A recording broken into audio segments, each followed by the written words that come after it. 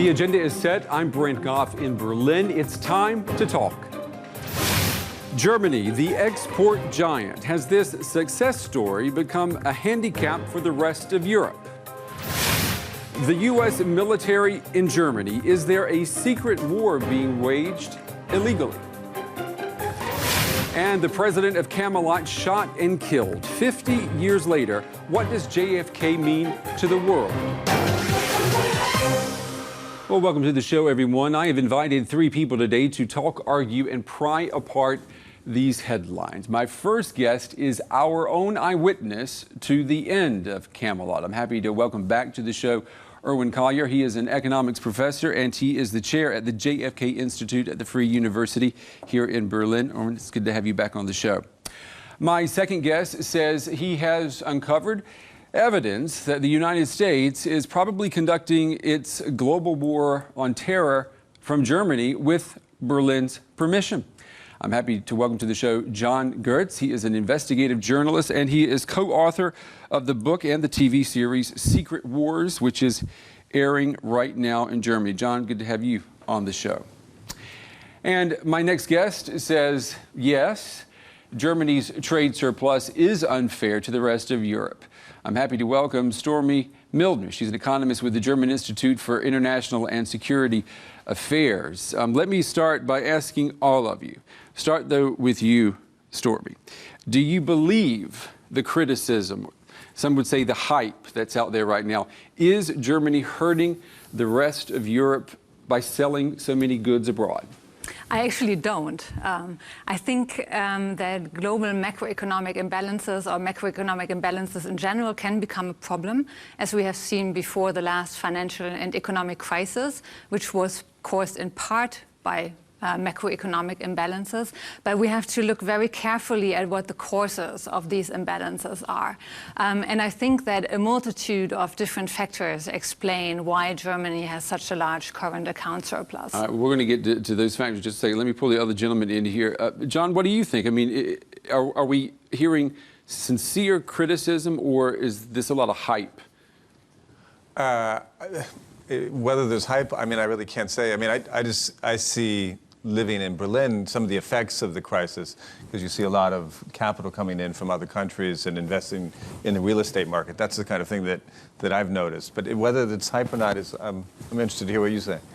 Well, it's actually, very serious people having a lot of experience in financial crisis, like the IMF, have been quite clear that continued net export surplus, isn't it? We have to emphasize net, can in fact be a problem. And for the Eurozone, I think they are a problem. Okay. Stormy, I remember you said earlier that you blame the design of the European Union for Germany's export muscle. Are you telling us that Germany is a victim of one of its most prized creations? No, but I think there are some issues with regard to the Eurozone and its mechanisms which prevent that there is a natural adjustment mechanism. I mean, the Eurozone is not an optimal currency area where you could, through either labor mobility or price flexibility, adjust to asymmetric shocks. We have neither. We don't have full labor mobility nor price flexibility. Right. So other regions can't compensate. Like the United States, right, where you do have more of an adjustment mechanism. So is Germany taking advantage? No. Let me just finish my thought. Yeah. So what you actually need is, you do need more of a fiscal union, where you do have another adjustment mechanism. You don't have the adjustment mechanism of exchange rates anymore. So you need to adjust through more of fiscal measures, like structural investment. Let me stop you right there. We're going to come back to the fiscal union in just a second. A lot of people saying around the world that Germany is a creeping threat for the global economy. Now, that is the message that we're getting from Washington and now Brussels. The European Commission has even launched an investigation into Germany's large current account surplus, saying Germany sells too much abroad and not enough at home. Too much export muscle that elbows out southern European economies trying to compete their way out of the Eurozone crisis.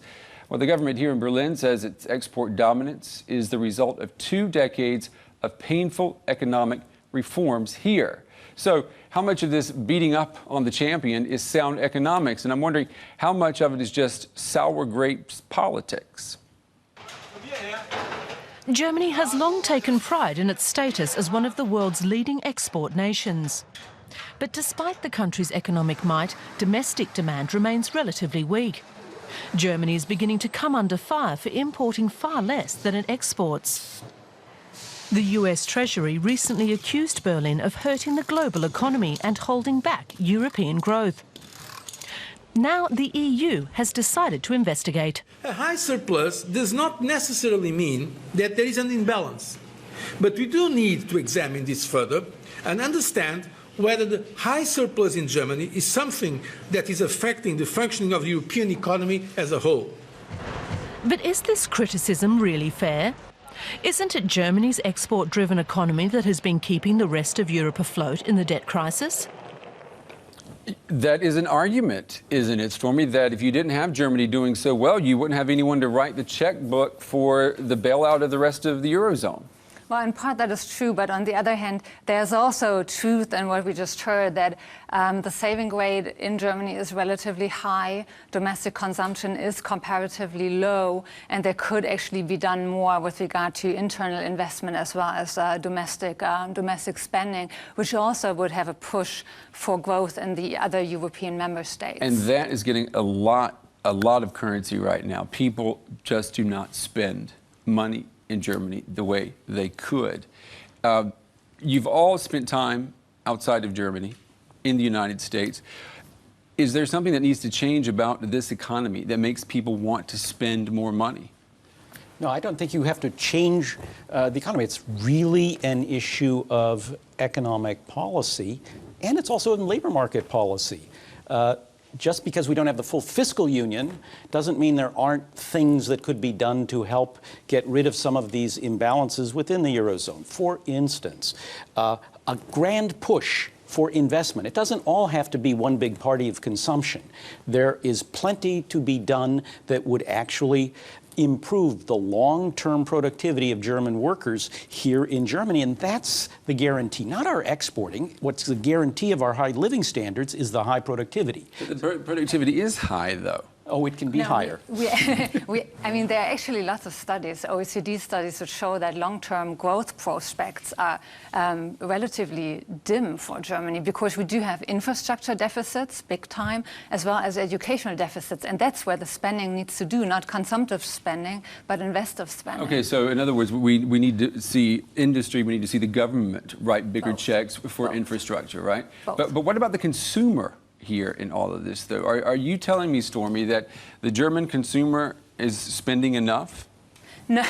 No, the German consumer, I mean, first of all, we have an aging population, and that and they have a lot of money. No, but that usually leads to more saving.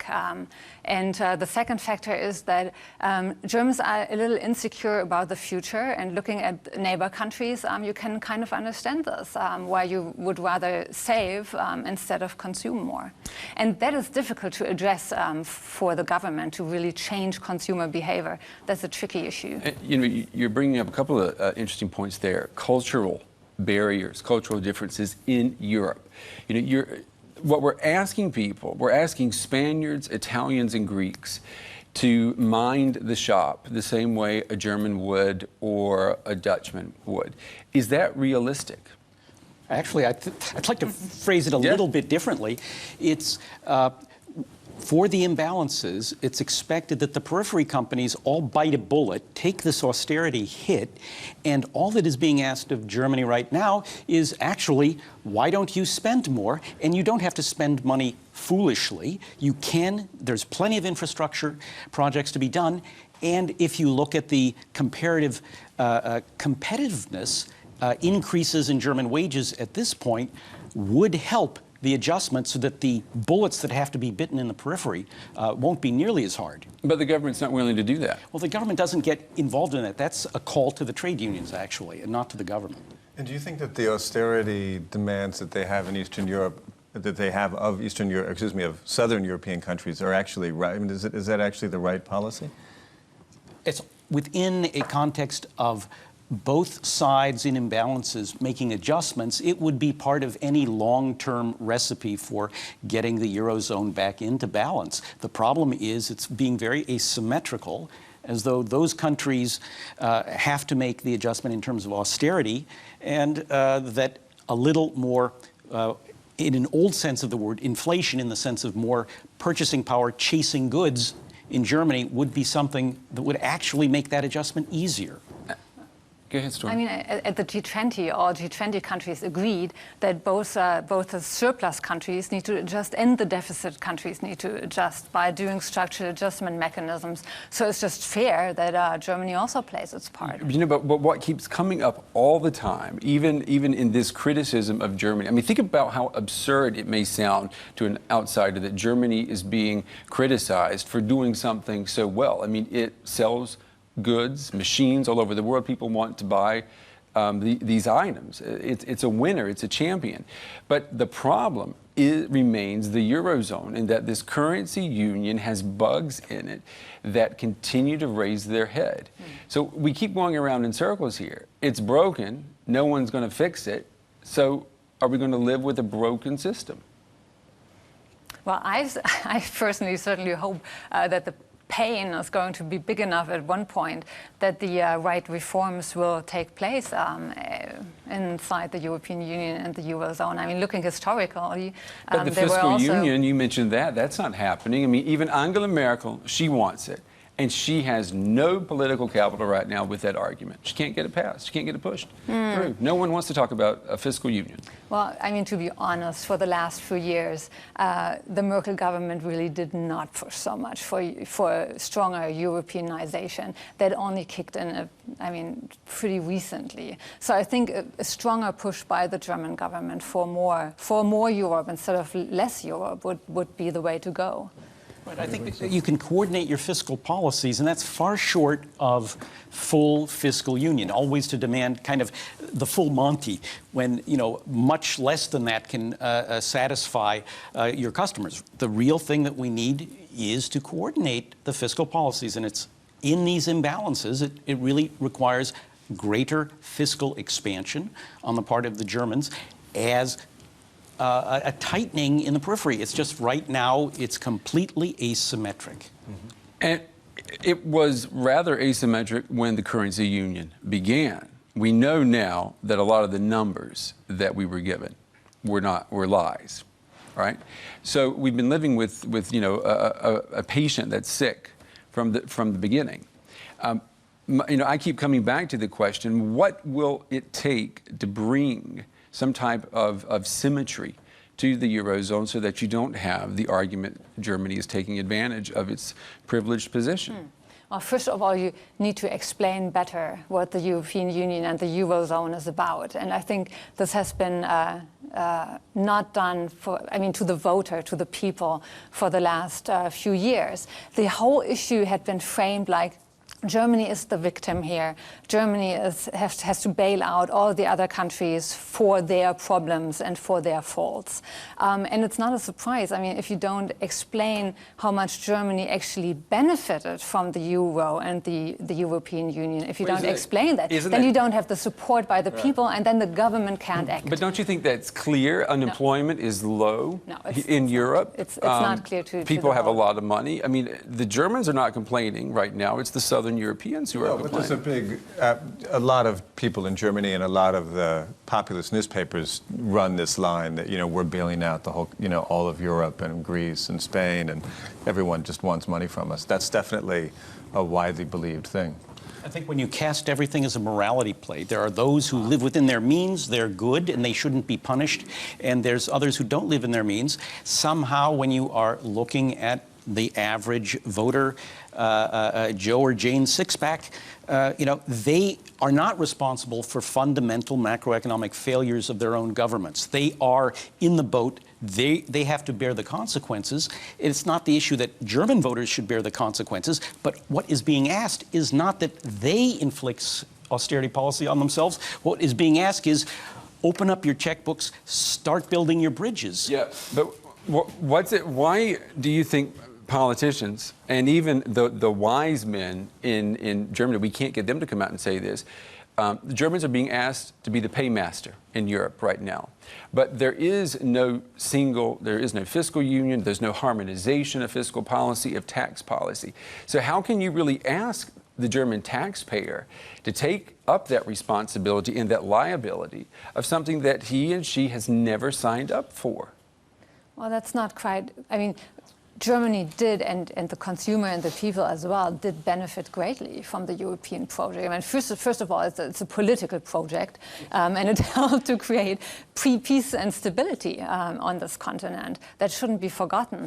And the second point is that a stable currency helps exports also within the European Union tremendously, reduces insecurities, reduces costs, transaction costs. So the consumer really has benefited from both political as well as economic stability. And that needs to be explained, however. Okay, to the Germans, but the average Greek, Italian, Spanish consumer, they're not going to buy that argument. They've seen incredible cuts to all types of programs. Their wages have been cut if they work for any type of municipality, if they work for the government. The social security systems in all of these countries has been cut.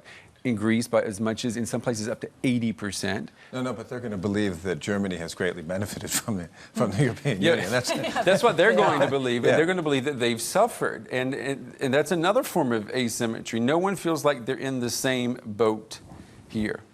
Well, you'll also notice when the crisis began, there was not a huge movement of politicians, say, from the core, so that it's not just a question of Germany, but from the core to the periphery. It was much more delegations of the subsecretary level are going in telling people how to get their house in order. Because it's a political project, there should have been a lot of core politicians going out there trying to also instill the hope. We are in this together. There is a solidarity among Eurozone members. This is not just bitter medicine. There are hopes, and this is what we're doing. This sort of communication didn't take place. Speaking of us being in this together, Stormy, these coalition talks right now here in Germany, looks like we're going to have a grand coalition government. Is that going to be the government that's finally going to open up the pocketbook and start spending on infrastructure, education, research, the things that are needed in Germany? Well, if you're looking at the coalition working groups currently, it really doesn't look the way. I mean, the CDU, CSU have a clear agenda, and more spending is definitely not on it. It's rather further reducing the debt as well as keeping a balanced budget. Okay, so austerity is here to stay. All right. The economy is not what has lawmakers here in Berlin talking this week. The parliament has begun debating the NSA spying affair. Now, we still don't know what Berlin plans to do, if anything, to stop the U.S. from spying on Germans on German soil. This week, a team of investigative journalists here in Germany have begun presenting what they claim is evidence that Washington is conducting a secret war against terror with something like a command center right here in Germany. Now, if true, that would be a violation of German law, international law. But the German government doesn't seem too alarmed so far. A team of journalists in Germany have been investigating allegations of cooperation between the US military and the German government. Their presence at facilities such as the CIA Logistics Center in Frankfurt have invited interest from German police. And their findings are explosive. The journalists said that the US is using German bases to coordinate its war on terror in Africa. The stationing of US troops in Germany reportedly costs taxpayers here around 100 million euros a year. So what exactly is the US military doing on German soil? And is it legitimate? One of the reporters that we saw there, you've been conducting this investigation. What is the headline coming out of this? What are we to understand? A secret war in Germany. What does that mean?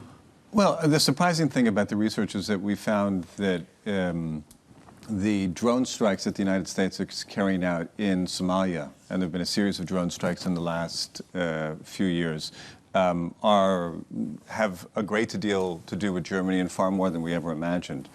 The commandos, the central military command for all African military operations is not in Africa. Surprisingly, it's actually in Stuttgart. And it came to Germany after 12 African countries refused to take it. So every drone strike that happens in Somalia does have its origin in Germany. The other thing that was interesting... Are you saying that those attacks, though, are being steered and commanded? And well, the decision to do the drone strike, or any military operation in Africa, and there's an increase of anti-terrorism activity by the American military in Africa, all gets decided in Stuttgart at Africa But the actual soldier or pilot who's controlling that drone, are they sitting in Germany? Well, the fascinating thing about a drone is that we have kind of this notion of World War I where there's two kind of armies sitting across from each other about 200 yards from each other, and it's actually, if you look at a Predator drone as a system, and you have the pilot based in Nevada or somewhere in the southwest of the United States, you have the drone in Djibouti, but you have the infrastructure connecting those two things, as well as targeting information coming out of Germany. And has your research and your investigation shown that this is being done without the German government's permission? It would be a huge mistake for anyone to think that this stuff is happening without the absolute agreement of the German government. Anyone who's claiming that doesn't understand that the German government is intimately involved in this. So, I mean, there are German military advisors and liaison officers at AFRICOM, at Ramstein, where the drone strikes are being tracked. There's also a great German military presence. This is not being done against the wishes of the German government. It's being done with the German government. So what's the problem? The problem is that the German government in general has not leveled with the population about their activities. So, for example, when Somali refugees, asylum seekers in Germany get kind of pumped for information that ends up in the targeting system of the United States, that's kept secret. I mean, Germany is not being honest with its population. The German government is not being honest with its population about its role. And for the most part, it's doing this without telling the parliament. Okay, I mean, those are two different things, what the public knows and maybe what a parliamentary inquiry or a committee would know. Bob Woodward in the United States has said that there is a secret government in the United States right now that is directing things like the NSA. What I'm hearing here is that you're saying there may be something similar in Germany, if Germany itself is not an arm of that secret government. Well, I mean, the argument that we're making is that it's a mistake to think that the security systems of the United States and Germany are separate things. And we have this kind of historical notion that there's two different countries and two different military security apparatus. But it's actually, they're so intertwined and so much a part of each other, it's very hard to separate it. So when you have that kind of development in the United States, it carries over here because Germany is a significant platform on every level for the American military, as well as, of course, for the CIA as well, and the intelligence services. The U.S. Embassy here has responded to your investigation, and they've called The Secret War, Germany and the Role of America is full of half-truths, speculation, and innuendo. The embassy seems to think that what you're telling the German public is not true, and what the German government has been saying is the truth. So someone's lying.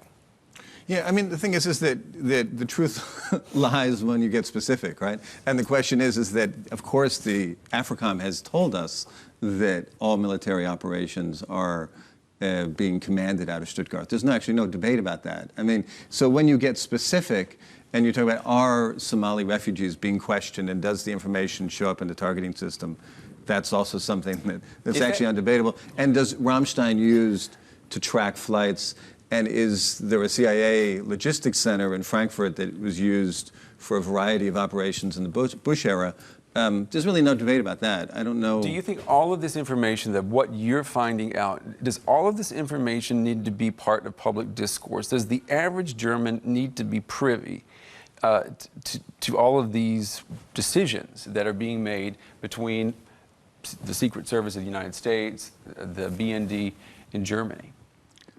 I think it's a fundamental question of, democracy. I mean, do you want an informed population to be involved and to know? But how much, that's my question, how much is enough? I mean, you have intelligence committees in Parliament. They're there to know everything, but the public never knows everything they know. You had something at the very beginning that you said it was secret and illegal, and I guess the secret I have less trouble with, but the illegal. So I'd like to hear more about what are the particular illegal aspects of the cooperation. Yeah, we don't necessarily claim illegal in any of the things that we're doing. It's something that they said.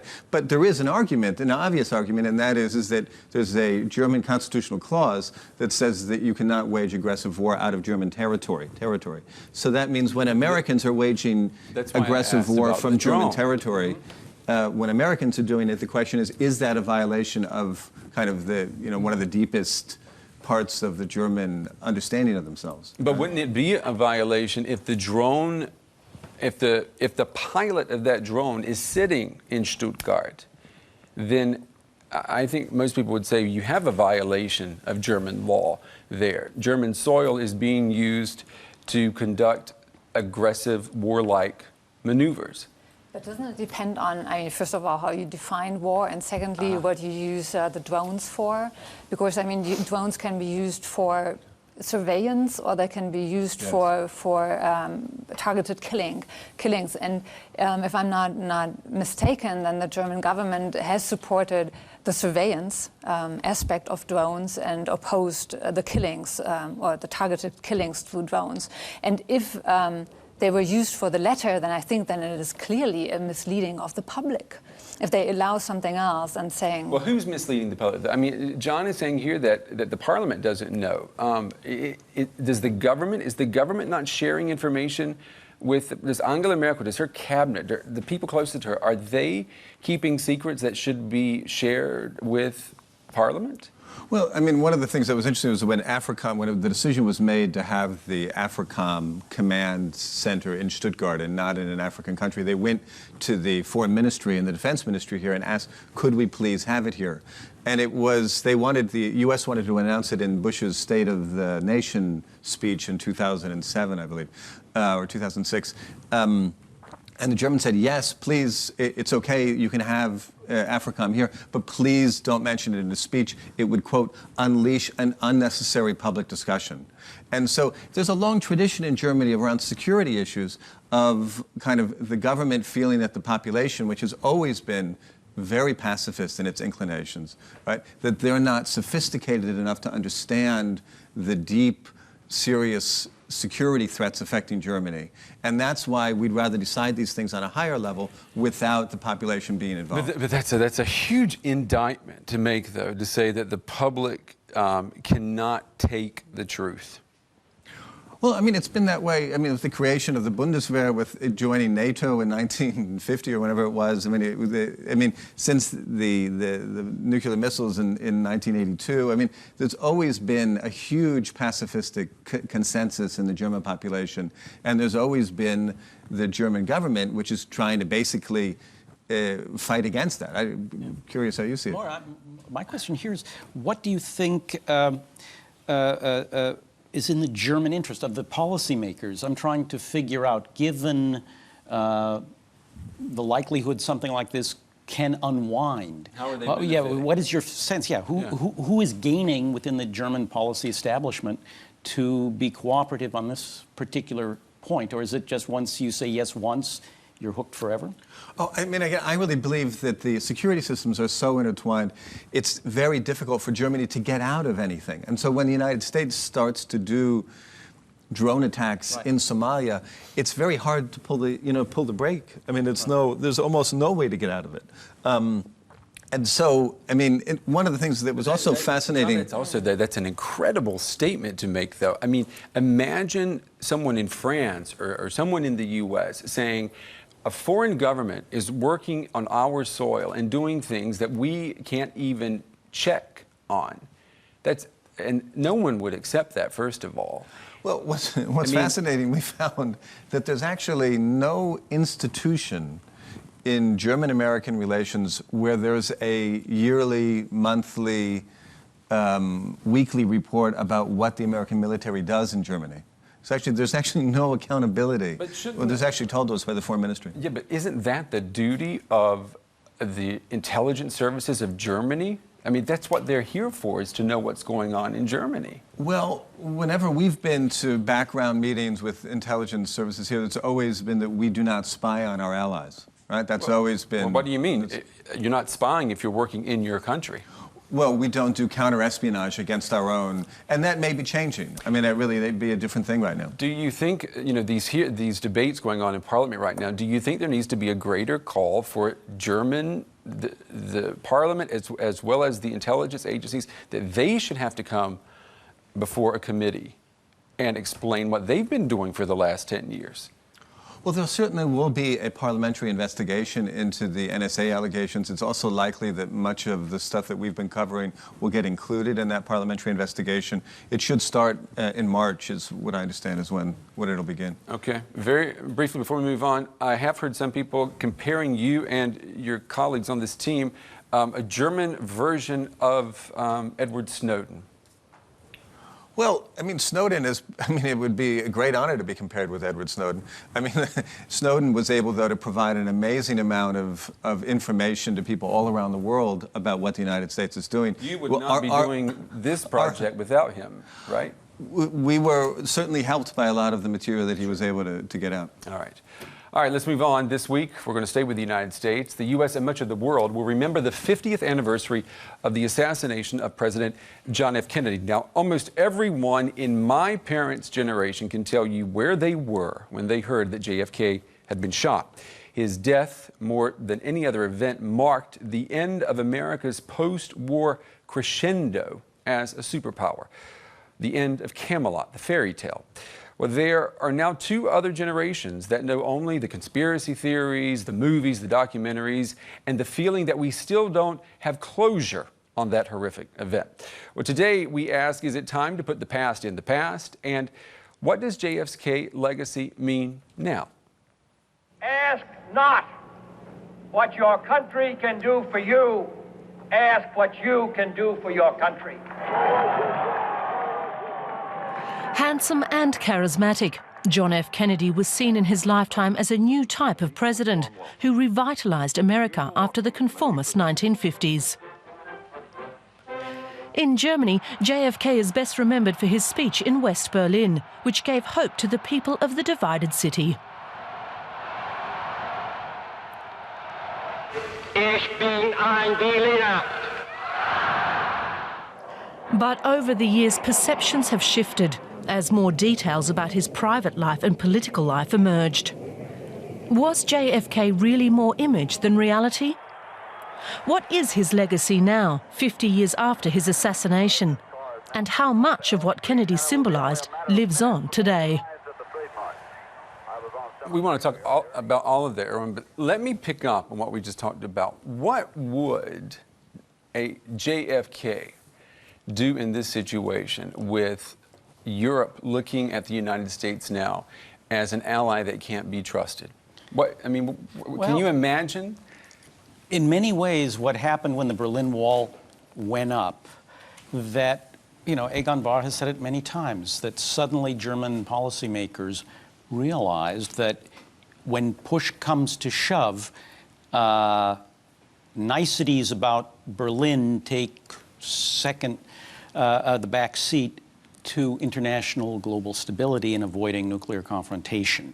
That the United States will act in ways that are perhaps not directly pushing German interests. That was one of the lessons why the Ostpolitik came as a reaction out of this experience. It's not just enough to play on a successful team. It also requires having an active, sort of proactive policy with respect to the East. So it sounds like you're saying he'd be doing exactly what Obama's doing today. He'd be certainly doing, trying to straighten things up. A lot of bad has happened. He was just fortunate that his predecessor, Dwight D. Eisenhower, did not leave him as much to clean up as Obama's predecessor. When we talk about a legacy of JFK, What are we talking about now in the 21st century? Does he mean anything now to the U.S. and the world? I think it's long enough ago for us to start seeing how symbols matter more. The symbol of JFK, the fact that his assassination took place, that this was a shared shock to the world, to the United States, and then it's like a bookend, as you said, to the period that preceded and what came after. There was, with the Vietnam War, with the Civil Rights Revolution, we also have the beginning of feminism. Many things were happening. The real break, I think, in that self-confidence comes with sort of the breakdown of Bretton Woods. You have the OPEC crisis in the 70s, but everything kind of started to get messy, right? After he died. Right. Well, I mean, that's what it thinks. I mean, we were like talking about spying on each other. Exactly. That's the sense of a bookend. People remember. Yeah, somehow before that, life seemed so simple and predictable, and afterwards, things started to unwind. I mean, I wonder if we sugarcoat Camelot when we remember, because I mean, the first thing you always hear is people say, "Oh, he was such a handsome man." You know, so they're thinking about things that they liked. That's one thing. And the other thing I want to ask all three of you is, what about the conspiracy theories? Most people will tell you today they do not know who was responsible for JFK's death. We're still talking about that today. Is that his legacy? Is that we don't know why he died? I think the fact that when you ask people, I asked my students this morning, JFK, what's the first thing that comes into your mind? Most people said the assassination. That somehow that is what they don't think of the Cuban Missile Crisis. They don't think, we're in Berlin, they didn't even say, "Ich bin ein Berliner." It was only when I asked him about that, they said, "Oh yeah, that's right, he said that too." The assassination is that symbolic moment that everyone has. I mean, the conspiracy theories are exactly kind of in what you're saying. It fits in exactly with this pattern, this idea that the United States was this beautiful, peaceful nation that was kind to the world, and you know that Kennedy gets shot, and everything starts kind of falling apart. And you have the right and the left kind of agreeing that there was this major change afterwards.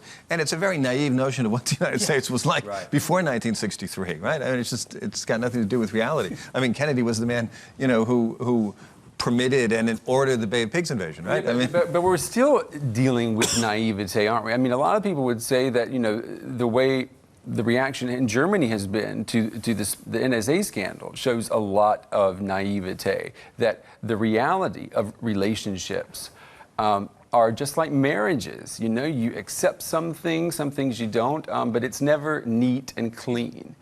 I actually think that the relationship has changed greatly. I mean, today we do have a different relationship than in the 60s or 70s.